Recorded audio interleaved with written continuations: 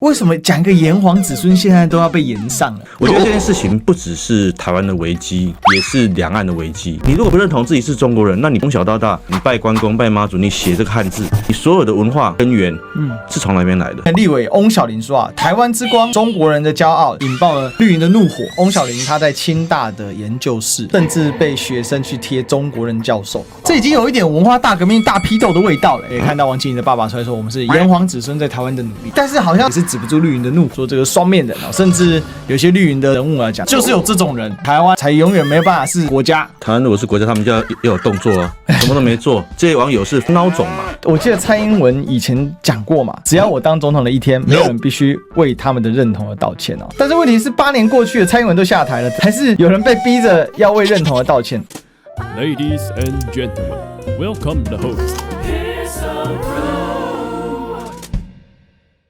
林洋配啊夺金之后，立委翁小玲说啊，台湾之光，中国人的骄傲，光这件事情呢，引爆了绿营的怒火啊，疯狂的喷啊。而这喷的当中，当然有几个点啊。首先呢，大家发现，李洋他是正统金门的，然后呢，王麒麟呢，他们家就一般我们说外省家庭第3代，也看到王麒麟的爸爸出来说，我们是炎黄子孙在台湾的努力。那但是好像似乎呢，就连爸爸讲的这些也是止不住绿营的怒，继续的狂喷啊，说这个双面人啊，甚至有些绿营的人物啊讲到说，就是有这种人，台湾呢才永远没有办法是国家。台湾如果是国家，他们就要有动作啊，什么都没做。但是这件事很有意思是，我记得蔡英文以前讲过嘛，只要我当总统的一天，没有人必须为他们的认同而道歉哦。但是问题是，8年过去了，蔡英文都下台了，还是有人被逼着要为认同而道歉。所以我今天想要来探讨一个问题哦，执行长你怎么看？为什么讲一个炎黄子孙现在都要被延上了？这件事情我要在这边郑重的声援翁小玲委员哦。我觉得这件事情不只是台湾的危机，也是两岸的危机。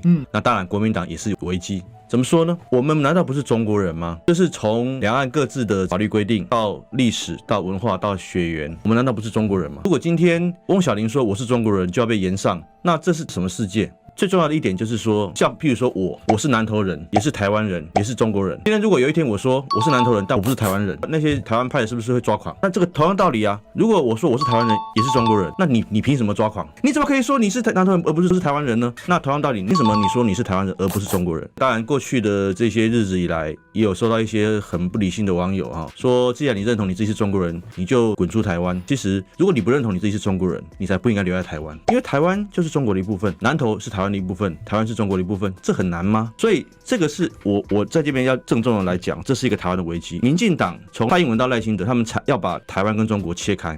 而显然我们在野党，特别是国民党应对无方哦，造成了很大的危机。特别是讲像翁小玲这件事情，对我觉得我们中国国民党应该要郑重的站出来声援他，不然我们为什么叫中国国民党？你中国2个字就可以拿掉了。我们是中国人这件事情有需要道歉吗？有需要被延上吗？难道你不是中国人吗？你如果不认同自己是中国人，那你从小到大，我们讲过了，你拜关公、拜妈祖，你写这个汉字，你所有的文化根源，是从哪边来的？所以这个是一个书典忘祖的行为哦。那我现在就要讲是说，国民党的危机在这里，因为国民党不敢出来讲我是中国人，造成了民进党一路的垄断两岸论述。老实讲，我最近因为这个奥运的事情，我在国外也有看很多的脸书哦，看到很多所谓的我的朋友是亲蓝的哦，比较政治立场比较偏蓝的网友，他们都说中国，我其实心里面很沉重，因为当蓝色的网友都开始叫对岸叫中国的时候，代表他们已经完全上钩了，完全被民进党赖清德的那套论述洗脑了。你认为台湾是台湾，中国是中国嘛？那我们讲大陆是因为我们认为大陆是我们的一部分，所以这就是国民党的危机哦。如果国民党从此刻开始不跟民进党做区隔，那2028年不可能有希望。做什么区隔？民进党是我是台湾人，不是中国人，那我们中国国民党就要讲我是台湾人，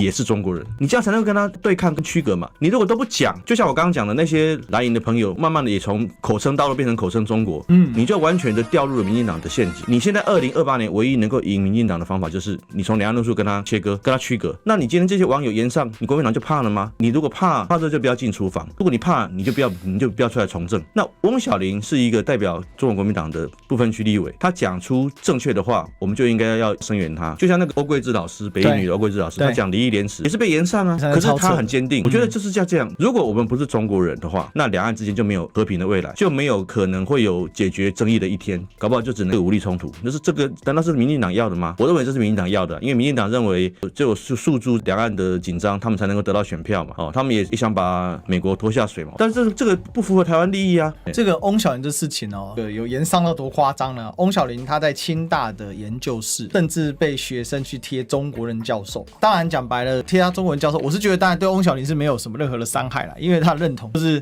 他自己是中国人。但是为什么学生要做这件事情？很明显的就是要逼他道歉嘛。这已经有一点文化大革命大批斗的味道了，跑去贴大字报，这是什么东西啊？我老实讲，不管是贴大字报，或是这个出来延上翁小玲立委的网友们，或是这些所谓的台湾派你们如果没有胆子去修宪，把中华民国改成台湾共和国，你就没有资格说台湾是一个独国家，你就没有资格说我们不是中国人。只要中华民国宪法存在的一天，我们就是中国人。中华民国就是中国嘛，包含大陆地区跟台湾地区嘛。这个是陆委会副主委文杰都已经被打脸很多次了，不得不出来再重申一次，我们就是台湾地区。那你们为什么不去延上他呢？所以你们这些无耻的网友，如果只是敢去霸凌一个翁小玲委员非常的孤单的一个立委，你们就没有资格称自己是台派。你们如果只敢霸凌他，你们没有做任何动作，你还是在中华民国宪法之下啊！你们根本是个孬种嘛！如果你今天是一个真正想要台湾变成这个国家，我们不是中国人，请你修宪，你不修宪就请你闭嘴，不要再做这种下三滥的手法，什么去贴什么大字报，然后去那边躲在键盘后面，没有人知道你是谁，在那边去攻击翁小玲，真的很无耻。我们是分治了75年，但是两岸都是中国人，所以今天奥运比赛，我们看到林洋配得冠军，我们非常高兴；我们看到潘展乐打破世界纪录，赢了那些英美的选手，我也很高兴，因为代表两岸中国人的光荣，这个非常非常的合理。你今天越是跟对岸切割，你越是不愿意去转播，或是越是不愿意去提他们的成就，然后我觉得这个东西只会让两岸越来越远，那这样对两岸未来没有任何的帮助。两岸现在对于民进党来讲，他已经把共同基础透过各种方式嘛，尽量的去摧毁嘛。那事实上，有人说他讲中国人，你不就讲意思就是说你是中华人民共和国的国民吗？这个宪法根本就没有读通嘛。对，这中华民国到底是什么？